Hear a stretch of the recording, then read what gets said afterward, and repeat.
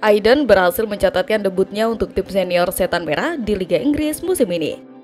Sejatinya, ia sudah dipercaya turun saat timnya keok kontra Fulham pada putaran kelima Piala FA. Namun, penampilan kali ini berbeda karena Aiden bermain pertama kalinya di panggung Premier League. Menariknya, ia harus menghadapi bekas timnya dalam penampilan perdananya di Liga Inggris. Sebagaimana diketahui, Aiden menyeberang ke kubu Manchester United usai ditebus senilai 1,8 juta euro pada jendela transfer musim dingin 2025 setelah menghabiskan nyaris 5,5 tahun di London Utara. Dalam duel kontra The Gunners, Aiden baru turun di awal babak kedua menggantikan Leny Yoro yang cedera. Kehadirannya di ujung pertahanan terpantau solid meski ia baru berusia 18 tahun. Berdiri kokoh dengan postur tinggi menjulang hingga 189 cm, Aiden tercatat tidak bisa dilewati satu pemain Arsenal hingga laga bubaran. Selepas laga, ia pun mendapat banyak pujian dari para fans dan media. Tak terkecuali dari pelatih Ruben Amorim. Amorim bahkan tidak ragu memuji kualitas dari Aiden Heaven. Menurutnya, Aiden tidak merasakan tekanan dalam laga debutnya di Liga Inggris. Yang meyakini bahwa dengan adanya Aiden, Manchester United telah menemukan sosok pemain yang dicari-cari selama ini. Aiden Heaven begitu tenang, begitu santai, dia tidak merasakan tekanan, kata Amorim seperti ditulis dalam cuitan Fabrizio Romano. Di tempat lain, klub Premier League Manchester United baru saja mengumumkan pengumuman penting. Setan Merah mengonfirmasi bahwa mereka akan segera membangun stadion baru untuk kandang mereka. Wacana pembangunan stadion baru Manchester United sudah beredar sejak tahun lalu. Rekan pemilik mereka, Sir James, ingin Setan Merah memiliki stadion terbaik di Inggris. Melalui laman resmi mereka, Manchester United resmi mengumumkan rencana pembangunan stadion mereka yang baru. Dalam keterangan resmi mereka, MU sudah mengantongi dukungan pemerintah Inggris untuk membangun stadion baru yang letaknya berdekatan dengan Old Trafford.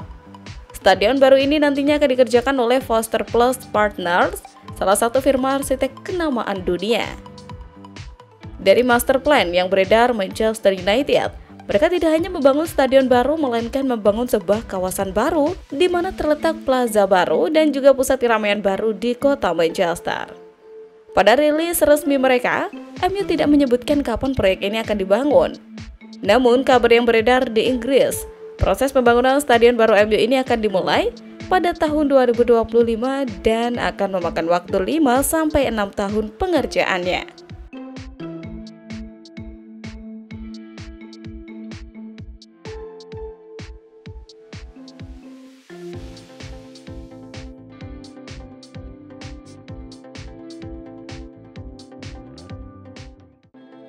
Manchester United sedang mencari striker baru untuk memperkuat lini serang mereka.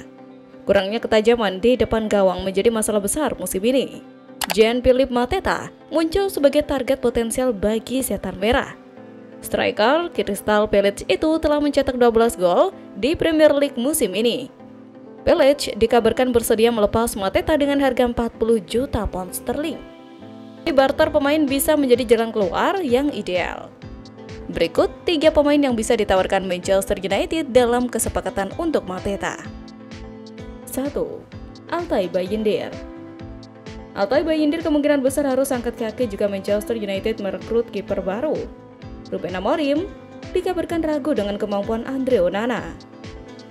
United sulit menemukan pembeli permanen untuk Onana yang dibeli seharga 47 juta pound sterling. Jika ada kiper baru, Bayindir akan jadi korban utama. Mungkin Ineos mempertimbangkan Bayindir dalam rencana transfer Mateta. 2. Joshua Zirkzee. Joshua Zirkzee bisa menjadi bagian dari negosiasi jika United ingin menawarkan pemain di posisi yang sama. Ia memang bukan striker murni, tetapi kemampuannya di lini depan sudah terbukti saat bermain untuk bolongnya. United hanya membayar 36 juta pound sterling untuk Zirkzee pada musim panas 2024. Jika nilai transfer Mateta sepadan, melepas striker Belanda itu setelah 1 musim bisa jadi keputusan yang masuk akal. 3. Harry Maguire. Harry Maguire datang ke Manchester United dengan harga mahal pada 2019. Meski tampil inkonsisten, ia tetap mendapat dukungan dari fans di Old Trafford. Musim depan, Maguire akan memasuki usia pertengahan 30-an. Kontraknya di United juga tinggal tersisa kurang dari 1 tahun. Jika United ingin melepasnya, pertukaran dengan Mateta bisa menjadi opsi menarik. Kesepakatan ini bisa menguntungkan kedua belah pihak. Sementara dalam laga Manchester United versus Arsenal, wasit Anthony Taylor menjadi sorotan utama dalam laga panasnya itu.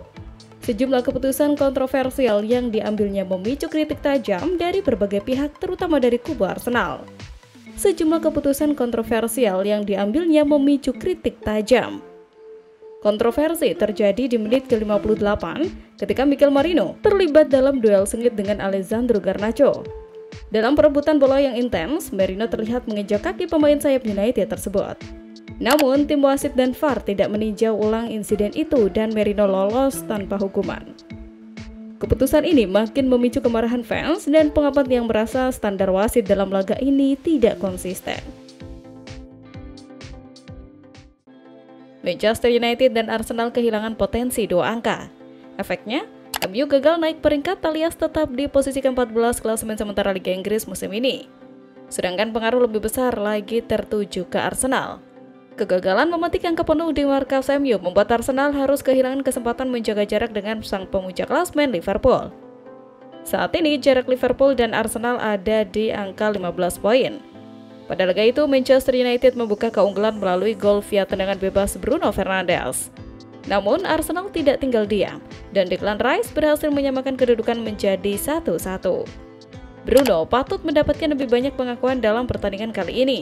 Ia tidak hanya berhasil memimpin timnya dengan efektif, tetapi mencetak gol. Tendangan bebas sangat menawan dan menghasilkan gol ke-7 bagi dirinya di Premier League musim 2024-2025. Selain itu, total gol yang telah ia cetak musim ini mencapai angka 12. Beberapa di antaranya dicetak saat melawan tim-tim besar seperti Chelsea, Manchester City, dan Arsenal. Di samping itu, Bruno Fernandes juga telah mencatatkan 13 assist. Statistik tersebut menunjukkan betapa pentingnya peran Bruno dalam skuad Manchester United.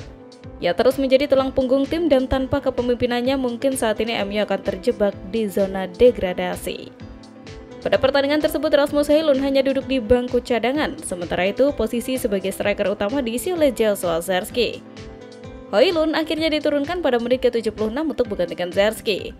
Ketika babak kedua hampir berakhir, ia mendapatkan kesempatan ketika bola liar muncul akibat kesalahan operan Mikel Merino. Ia berlari cepat menuju kotak penalti, tetapi sebelum sempat melepaskan tendangan, peluang itu hilang karena Declan Rice berhasil melakukan seapuan yang baik. Situasi ini semakin memperkuat alasan mengapa MU perlu mempertimbangkan melepas Højlund. Terlihat ia kurang responsif sebagai penyerang. Maklum, MU sangat membutuhkan striker yang mampu memanfaatkan setiap peluang, sekecil apapun.